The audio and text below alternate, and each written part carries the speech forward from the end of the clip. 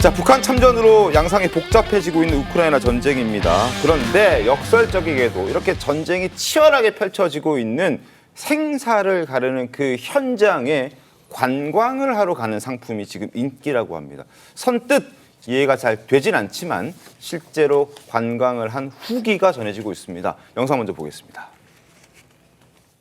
So this is the path to the border. I'm just gonna follow these people.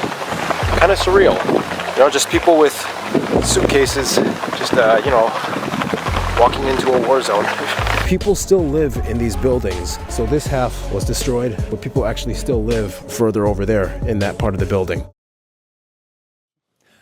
네, 이 외국인을 상대로 한 전쟁 투어 상품 다양하게 있더라고요. 네. 비교적. 저도 이번에 보고 알았는데 가격도 뭐 20만 원대부터 비싼 수백만 거는 원까지요? 예, 480만 원, 500만 원짜리도 있다. 지금 이렇게 나오고 있습니다. 전쟁 관광 상품, 전쟁지에 가서 돈을 내고 관광을 한다 이런 얘기잖아요.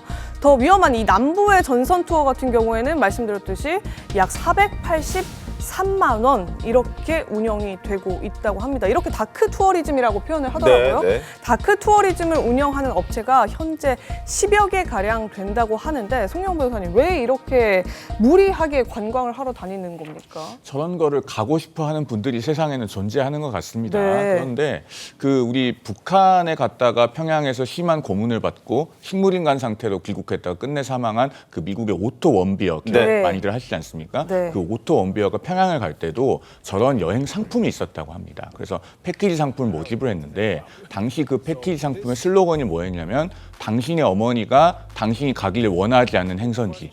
이게 슬로건이었다고 해요. 그러니까 저런 다크 투어리즘이 세계적으로 존재합니다. 네. 그러나 여러분 꼭 기억하셔야 될 것은 오토 원비어도 결국에는 사망을 하지 않았습니까? 네. 우크라이나 저런 전쟁 지역에 가면은 그 자체도 위험할 뿐더러 혹여 무사히 귀환된다고 하더라도 우리나라 여권법에 따라서 처벌될 수 있습니다.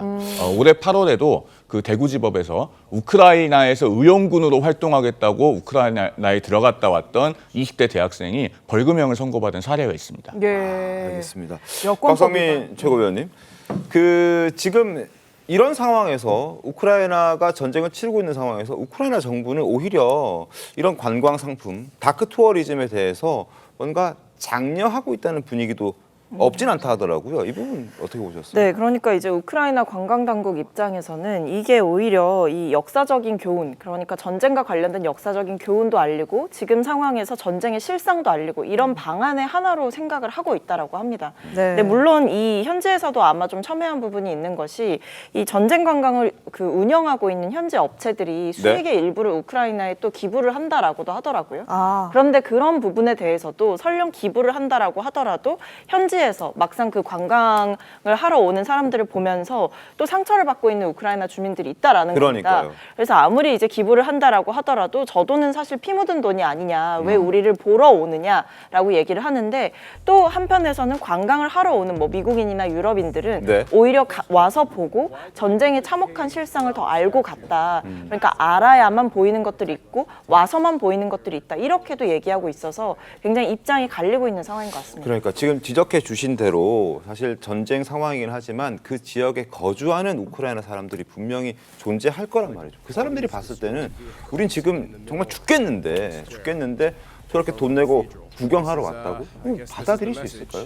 그러니까 저게 사기업체가 주선하는 저런 상품형으로 나오면 안 되는 거죠. 여러 보면 일단 첫 번째는 그 관광 가신 분들의 안전을 담보할 수가 없어요. 네. 그리고 두 번째는 말씀 주신 대로 어떤 데는 참혹한 현실에 마주한 사람이 있는 반면에 맞습니다. 어떤 사람 유리창 밖에서 가가지고 보고 있는 사람이 있다. 사진 찍고 있으면 얼마나 이게 과연 옳은 것인가? 이거는 뭐 정의 차원이 아니고 실제 이 전 인류애를 통합하는 차원에서 바람직하지 않아 보이고 이제 뭐 이럴 수는 있죠. 교훈적인 측면이 의미가 있긴 있는데 그것은 주관 단체가 국가나 아니면 유엔 등 이런 국제 단체나 국가가 주관했을 때는 그런 의미가 살아나지만 사기업이 했을 경우에는 어쨌든 사익 추구의 하나 수단이기 때문에 네. 이게 상당히 바람직하지는 않아 보입니다. 네, 맞습니다.